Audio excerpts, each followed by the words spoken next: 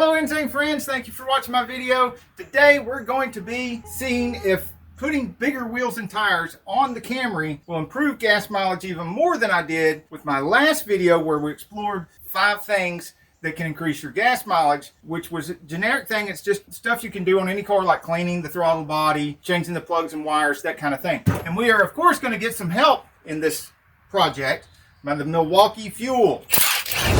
We've only got one line left on the battery, so one of the other things we're going to find out today is, will it do all 4 wheels with just one line left on the battery? Now I realize you've probably got a lot of questions at this point, and I'm going to answer those questions sprinkled throughout the video, because number 1, it makes the video more interesting. Number 2, I wasn't planning to make a video. I don't even know if this is going to work. I have these 5-lug wheels, go on this 4-lug 97 Camry, when Camrys didn't even have these big 16-inch wheels until 2001.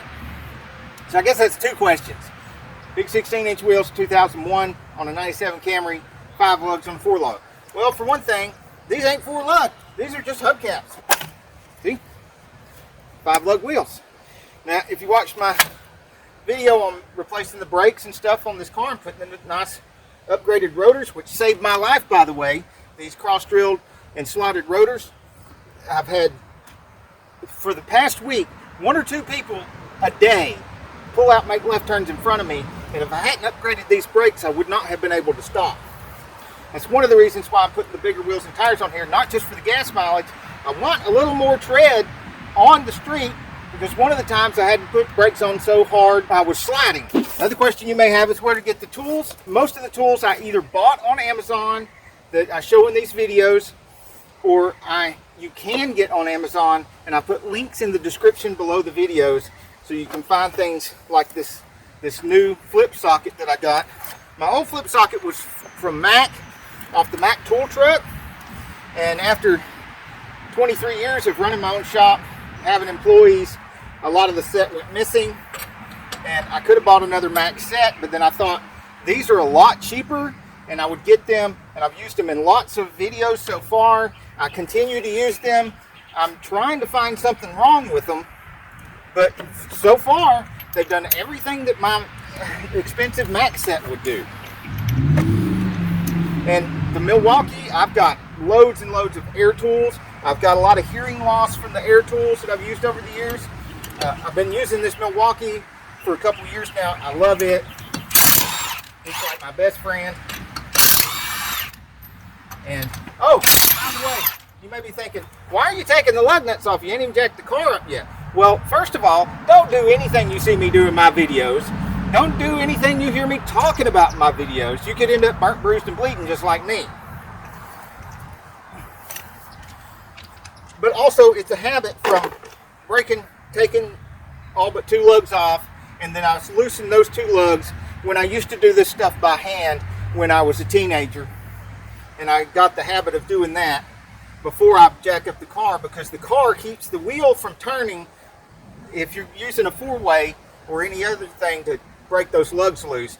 And I always leave 2 on, and I will just loosen those, but I've gotten to where I don't loosen them anymore since I've been using air tools in Milwaukee. And the jack I use, since I've got 2 ruptured discs in my back, I've switched to using this all aluminum type jack because it's much lighter weight. It's also a quick pump, and you're going to pay a little extra for both those features. You can get pretty much cheaper jack, especially since this is a full 3-ton. You got to be careful when you're looking at jacks. The picture that you see on the ad for the jacks can be very misleading, and you think you're getting a really good price when really you're getting a much smaller jack. This is the full-size 3-ton aluminum lightweight quick pump jack. And I don't know if I can find a link to where you can order it online or not. I will look and see, and if I can find one, I'll put it in the description below this video.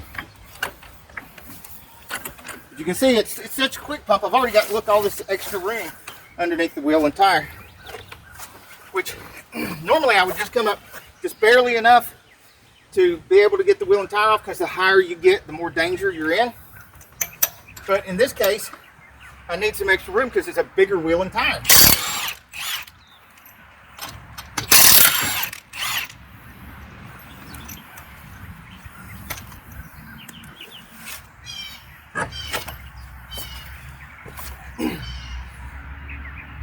See the cross drilled and slotted rotors that saved my life? That and ceramic pads, they're not even oversized, and they made a difference. One thing you need to look at when you're swapping tires around, especially if you're buying used tires, is there's a little oval here with some numbers in it. It's got 4 numbers in it. And I think, I don't have my reading glasses on, but I think that's a 0918, which that would mean these were manufactured in the 9th month of 2018. Which means they're already 4 years old. So that's why you want to look at that, because I noticed, especially when I'm fixing up old Corvettes and stuff like that, they've got some pretty expensive tires on them, and people will leave those suckers on there for like 10, 15, sometimes even 20 years. You look at the date and it's alarming. So, but they were a lot of tread, good looking tires. Also, if you're buying brand new tires, before you let them put the brand new tires on your car, you might want to check that, because sometimes the tires have sat in a warehouse for a very long time. And you don't want to buy old tires right off the bat and pay brand new price for old tires. I don't know if these same lug nuts are going to work on these wheels. I've got a box of lug nuts in the back seat of the car in case they don't. Okay, now this is what I was worried about. See how this has, it countersinks down into the wheel? This is the acorn nuts that I took off of the steel rims, and this goes down into the wheel a bit and helps stabilize. So I need to use these. I can't reuse these on that type of wheel. We always need a little bit of anti-seize. The bigger containers like this come with a brush that's attached to the cap, and after you've used it a few times, it comes loose from the cap. So I use a pair of pliers to hold on to it.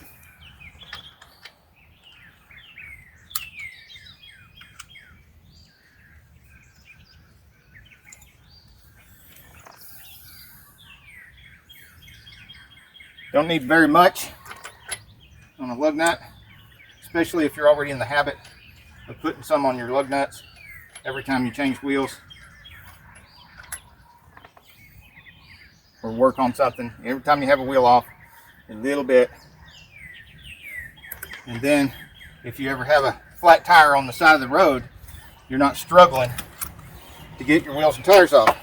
Most people think that the reason why they have trouble getting wheels and tires off is because of one of these. And the reality is, if you're having trouble getting wheels and tires off, it's probably because of rust or corrosion.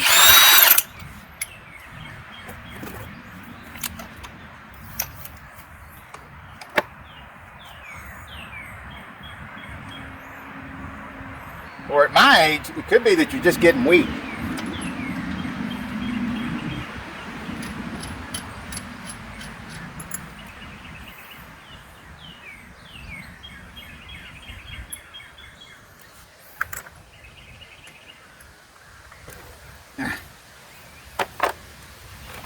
These lug nuts are apparently just a little bit bigger size. And the beauty about flip sockets is smaller size, one end, bigger size. Those acorn nuts were 21 millimeter. These are apparently 22, and just the flip of the socket, and not the bigger size. All right, first two on there, centers the wheel.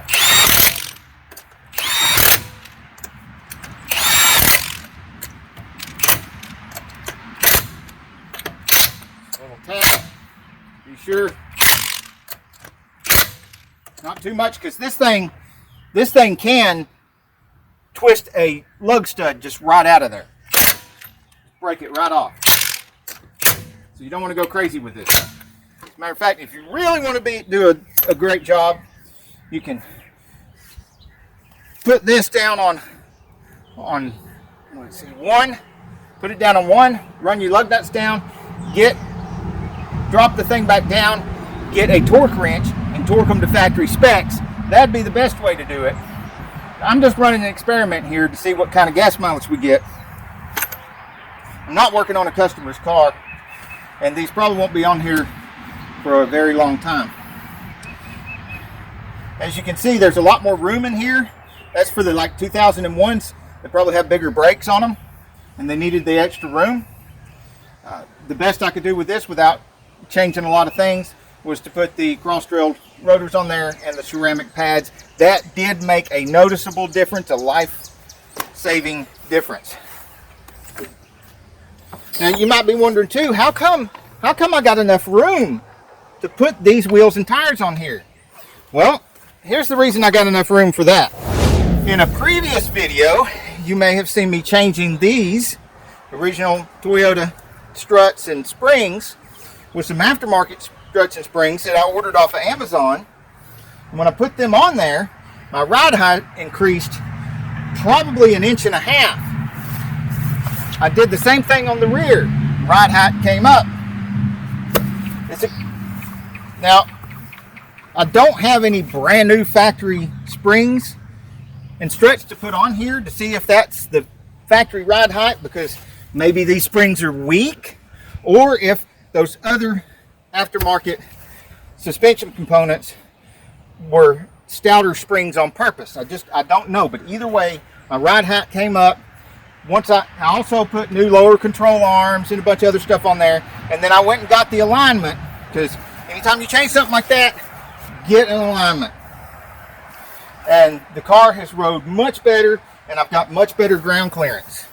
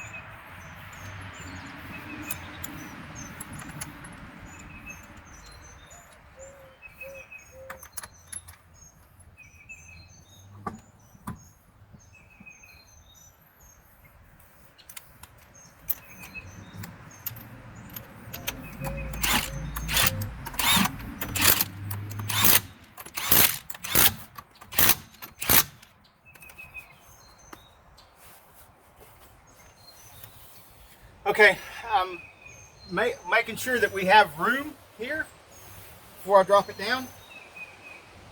And obviously there's room between the wheel and the brake because the wheel's bigger. But right here where the strut is, there is room between the tire and the strut. It's getting kind of close, so if you try to go any bigger tires and wheels, it just wouldn't have fit. This part of the strut is going to go up and down with the wheel and tires, so that's not going to be a problem. And I'm hoping that the ride height, like the front, will leave plenty of space back here. One thing that you might be wondering about or think about asking in the comments is how come the car, since it doesn't have a limited slip rear end in the front and I didn't have any wheel chocks back here, how come when I raced up that front wheel in the front, how come the car didn't just roll off down the hill? Well, there's two reasons. One, because I had the parking brake set. The other, because I've got one of the other wheels and tires behind the rear wheel over there acting as a wheel chock.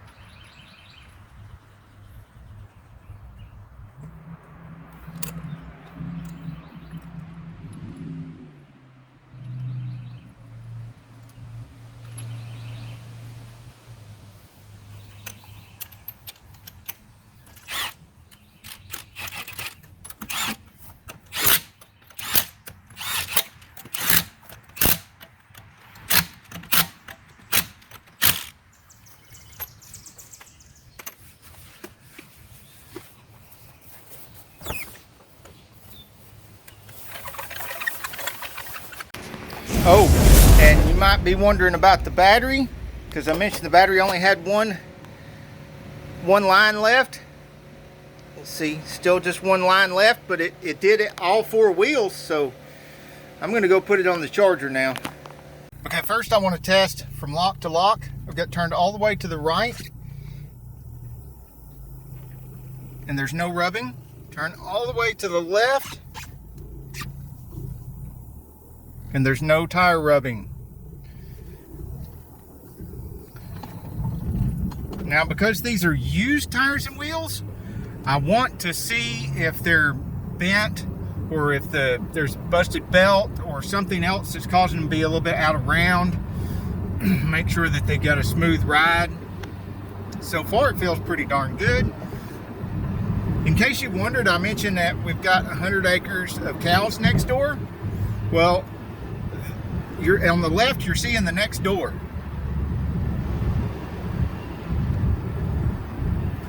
And I don't know if you'll see the cows or not, because it is 100 acres. It's literally a mile to pass by this 100 acres of cows.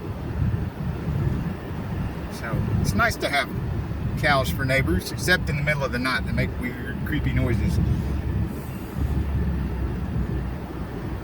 Woo! This is actually just as smooth as a new paint job on show car day. So we're back at the barn garage, and it'll be a blink of the eye for you. It'll be a few days for me of driving and checking the gas mileage. Right now, I've got a half a tank, and the trip meter says 222. So what I'll do is I'll go top that off so that I can reset the trip meter and start checking the gas mileage. All right, viewers, there's the freeway, the on-ramp, the tires, and I just topped it off. I used a gas card to get just below $4. Make sure I'm not going to completely fill the neck up, but I am going to make sure that it is full. Okay, that's enough. Don't just sit there and click it. All right, I'm going to reset the trip meter to 0. Because I did not change the speedo gear to correct for the taller tires, this is all going to be off. So what I'm doing is, yes, I reset that anyway, because I'm going to look at those calculations when I do fill up again, but I'm also going to look up on Google Maps to see how far the distance is from this gas station to my destination. We got 4.06 gallons. Now, of course, we have different numbers here. We have 128.4 miles on the trip meter for the car, which should be a little bit inaccurate because we noticed that the miles per hour was about 2 miles per hour off. Here we have 106.98, and that is 2 trips from Georgia to Tennessee and back. Okay, so for what it's worth, here's some government data on the 1997 Toyota Camry. 2.2 liter. You'll see the one on the bottom is a 3 liter, considerably less gas mileage because of the bigger engine, and it averages 21, 18 in the city, 26 on the highway. The 2.2 liter is supposed to be averaging about 23, 20 in the city, 29 or 28 on the highway. I'm going to reveal my route. Please don't stalk me. All right, here we go. From Tennessee, down here in Georgia, to the gas station. I did the blue or purple route. I'm colorblind, so I don't know if that's blue or purple, but it seems blue to me. Google says that that is 36.8 miles. So what I did was I multiplied that by 4 because I went there. I went to Tennessee. I came back from Tennessee. I went to Tennessee again. I came back from Tennessee. So that's 2 round trips or 4 laps. I have the information here scribbled on a piece of paper to do calculations. Woo! I've done some calculations and we've got some exciting and disappointing data. So let me go through this with you. Before doing these calculations, before changing these wheels and everything, I did run the air conditioning and got consistently 26.5 to 27.2 miles per gallon using the factory speedometer to do my calculations, which should have been correct because it had the factory wheels and tires on it. but it seemed like it was about 2 miles per hour wrong in the opposite direction of what it is now. It seems to be 2 miles an hour different in the other way, if you can believe the speedometer app that I was using on the phone, which is based on satellite GPS data. So we're going to start there. With the speedometer app, I recorded 106.98 miles. Divide that by the 4.062 gallons that were used, and you come up with 26.34 miles per gallon. Right about the same as the low range of the 26.5 that I was getting before. And throughout this, I was using air conditioning because it is Georgia. It's hot, humid all the time here. We're going in and out of East Tennessee. We're riding along the Appalachian Mountain Range. It's just hot and humid everywhere all the time. Air conditioning is on all the time. So if you were questioning whether air conditioning was on at this time or that time, no, it's on all the time. The factory car odometer, when I use it to do the calculations, it said we traveled 128.4 miles. So divide the 128.4 with the 4.062 and it came up with 31.61 miles per gallon. That's with the factory car odometer. Now, using the data from Google Maps and deducting a little bit of mileage for the fact that I filled up before the trip at a different gas station than I topped off at the end, so it wasn't a full 4 laps or 2 round trips, because part of that first trip stopped at the gas station, filled up, so I deducted for that to make sure that I wasn't using too many miles. That was a total of 134.5 miles. Divide that by the 4.062 gallons, and we get 33.11 or 33.11 miles per gallon. So we have 26.34, 31.61, or 33.11 miles per gallon. What do you guys think? Let me know in the comments. Should we trust the speedometer app, the factory odometer, the Google Maps data, one more than the other? This is kind of like watching a political debate and trying to figure out which politician is lying the most. You can't trust any of them. And the only thing they have in common is that they all disagree. Hey, I had to interrupt this video to tell you that you are awesome. 100% of you are awesome, but only 4% of you are subscribed. So I need to tell you that you should subscribe to this channel because it's easier than wiping your butt and it's cheaper than toilet paper.